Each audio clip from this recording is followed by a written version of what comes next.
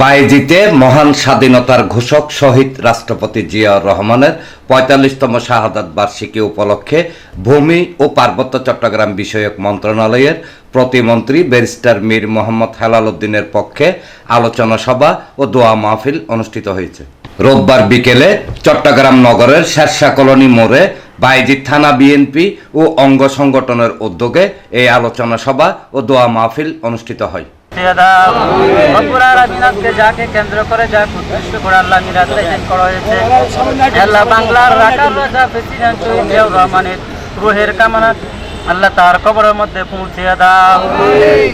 বায়েজিদ থানা বিএনপির সাবেক অর্থ সম্পাদক এস এম লুৎফর রহমানের সভাপতিত্বে ও বায়েজিদ থানা স্বেচ্ছাসেবক দলের আহ্বায়ক সৈয়দ আলতাফ হোসেনের সঞ্চালনায় অনুষ্ঠানে প্রধান অতিথি ছিলেন চট্টগ্রাম মহানগর বিএনপির আহ্বায়ক কমিটির সদস্য মোহাম্মদ ইকবাল চৌধুরী। প্রধান বক্তা ছিলেন চট্টগ্রাম মহানগর স্বেচ্ছাসেবক দলের সদস্য সচিব ইঞ্জিনিয়ার জমির উদ্দিন নাহিদ।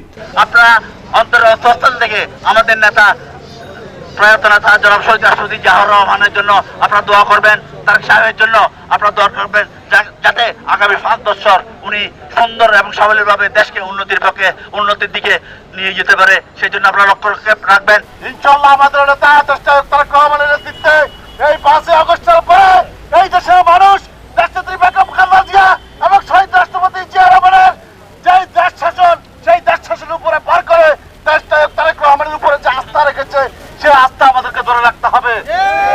প্রেসিডেন্ট শহীদ জিয়াউর রহমানের আজকের ৪৫তম শাহাদাত বার্ষিকী উপলক্ষে বায়েজিদ থানা বিএনপি কর্তৃক আয়োজিত আমাদের নেতা এবং আমাদের প্রতিমন্ত্রী মীর মোহাম্মদ হেলাল উদ্দিন ভাইয়ের পক্ষ থেকে আজকের এই আয়োজন করা হয়েছে। বাংলাদেশের বর্তমান স্বৈরাচার আওয়ামী লীগ আবার মাথা চড়া দিয়েছে। তাদেরকে আমরা এই নাশকতামূলক মিছিল করতে দিব না।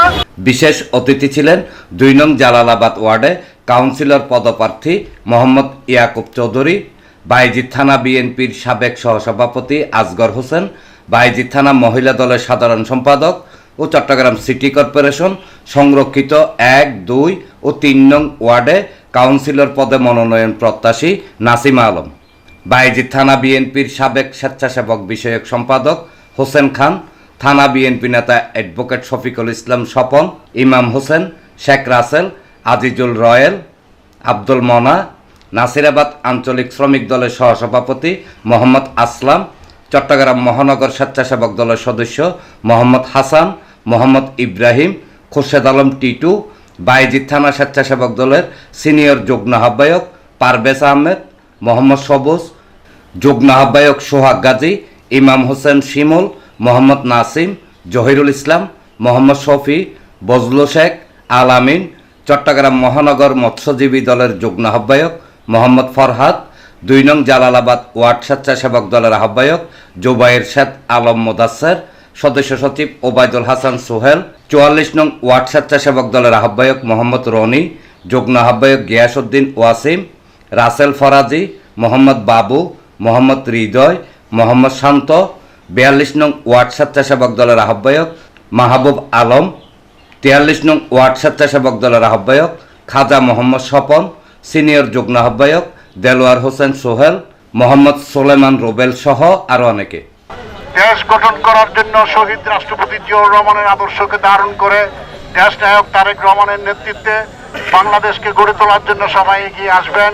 আজকের এই দোয়া মাহফিল এবং খাবার বিতরণের মাধ্যমে বিএনপির জন্য আমরা আজকে দোয়া চাইছি। আমাদের সরকার বারবার দরকার, বিএনপি সরকার বারবার দরকার।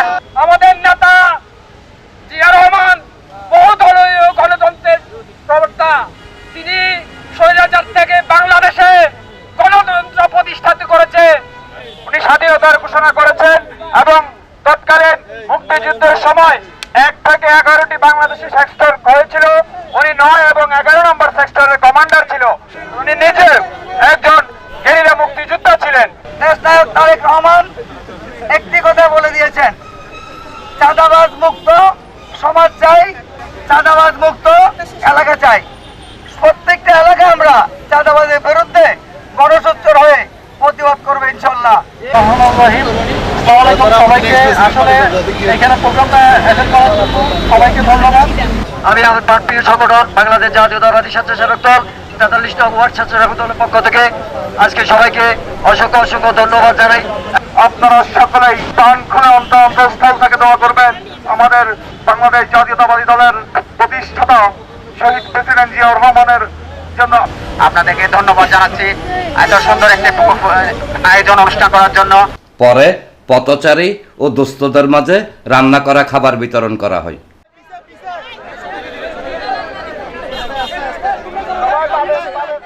এনামুল হক লিটন, প্রগতি 24 টিভি।